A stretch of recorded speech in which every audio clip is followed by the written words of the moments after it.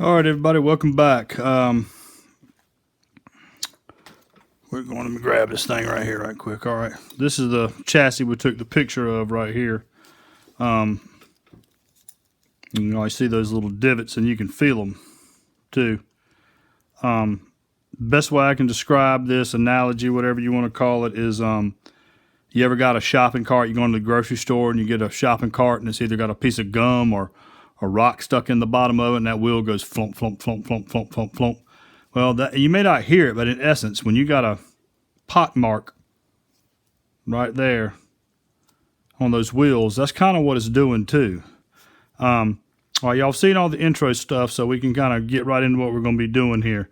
I take, this is 800 here, but I take the scissors and, I'd cut it a little strip about like this wide is what I usually do. And, 800, 400, 800, and 1,000. You get it into little strips like this right here. That's 400, 800, and 1,000 right there. And you just fold it up. Get it looking like that right there. Each of them. And then what you want to do is you always start on that pot mark. That's your starting point or your point of origin, whatever you want to call it. And you get into getting it, circle it a couple times, go each side of it. That gets you going. You can see how it discolors the wheel. And then you just what I do is I just kind of you don't bear it down. Just knock the nap off the top of it. Because you're going to go around it 2 or 3 times with each thing. This is the 400 here. You go around it. And one thing you always do, even if you're going to keep the wheels in the same chassis if you're building, or if you're going to remove the wheels to put in another chassis, always keep them in the chassis while you're sanding them. It makes it so much easier. And like I said, see, that's one time around now. And you can always kind of see where it was, so you've made a revolution around. And you just keep on going. And you can see where the blacker parts are, and you just keep hitting it. So on your second time around, you pay a little more attention to your high areas and stuff, and you just want to get that light gray look with that 400 grit all the way around that thing. All right. And you just kind of dust it off after that. And we can sit there and turn it around, and you might not be able to see it on the camera, but trust me, you'll be able to. There it is right there. And it's better. It's better. So sometimes if it's that way, sometimes it'll take 3 times, depending on how bad it is, get around a little bit, and like I say, hit it again with that 400. Now I'm not going to show you all 4 wheels because, of course you would do all 4 wheels. But anyway, and there's a lot of ways to sand out there. A lot of people don't do my method. A lot of people like to put sand on a block, make it like a sanding block, and they actually take the car and they'll run it around like this on the sanding block. That's not my preferred method. I'm not saying it's wrong or bad, but I'm heavy-handed, and I'm pretty sure I'd put a flat spot on the tire if I was to use that method. So this is what I do. All right, and that's a little good. And then, like I said, when you get done with the 400, what I like to do is not only this pock mark, but you can hold the wheel like this and leave a little bit of a fingernail, and you can stick your fingernail right in here and then start turning that wheel. Found that one early. And it's also on the same side as that mold. And what I'll do is, if it's enough of an obstruction there, I'll start on that spot and I'll get that off too. And I do not try to make my wheels conical. I don't camber my wheels. I'm not saying it's right or it's wrong. I'm just saying this is what I do. All right, you get that and you blow it off. And this is not a... There we go. See, heck, I didn't buy the wheels. I might have to think about these for a mainline build. Actually, these did come out of a pretty decent stock IROC, but anybody that knows me, I'm the nickel-plated cowboy. I love me some nickel-plated axles. But anyway, that back axle's not bad here. That little wheel farming too here, boys. All right. Oh, well, so much for that wheel farming. Back axle's pretty good, though. Anyway, this is the 400. So then in my method, then you would take your 800, you would find your spot again, right there it is, and you would take the 800 and you do the same thing. Do the same thing again, all the way around it, 2 or 3 times, and then once again, you probably won't find this spot when you have to use the 400, but you go ahead and the 800 and turn that, get that smooth, and then after the 800, you fold up your 1,000,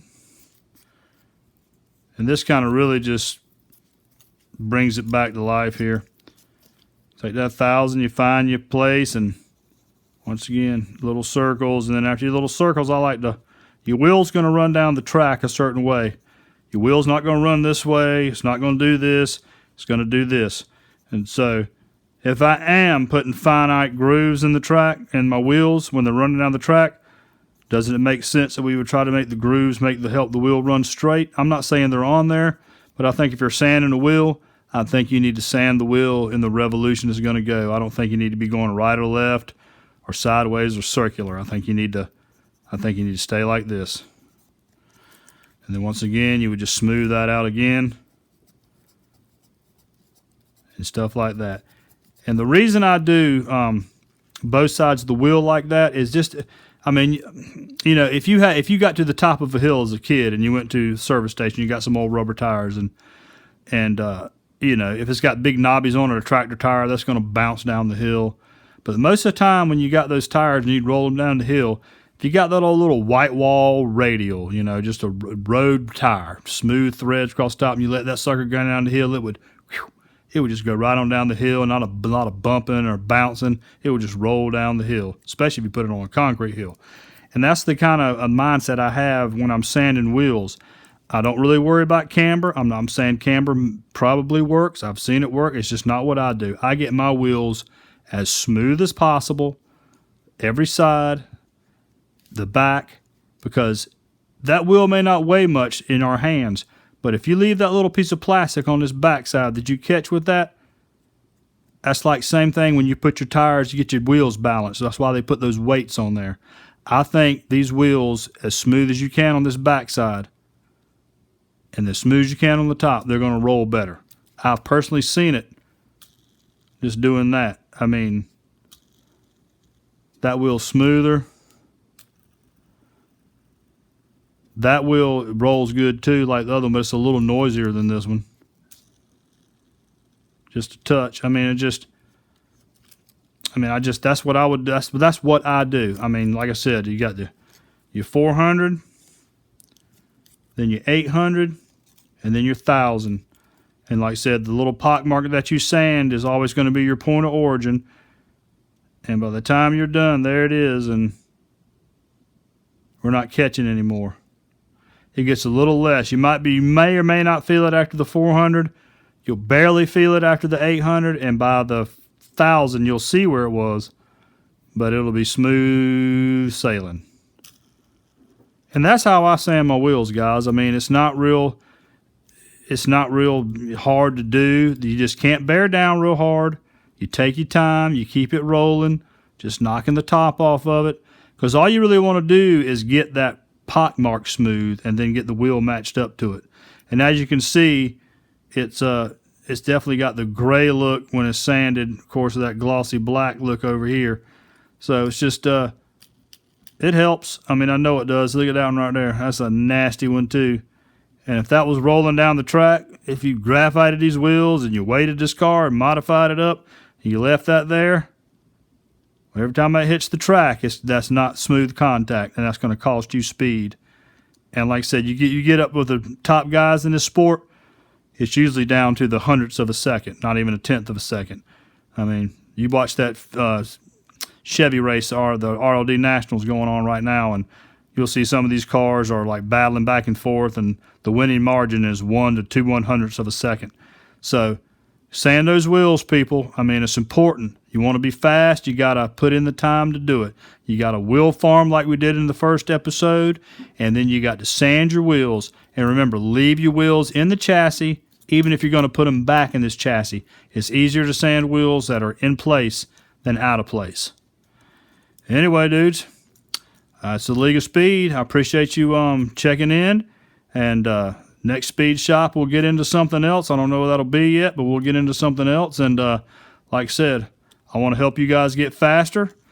And because like I said, the sport is fun when everybody's fast and challenging. So, all right, guys, that's Will Sandin with the League of Speed. Appreciate everybody tuning in, and see you next speed shop.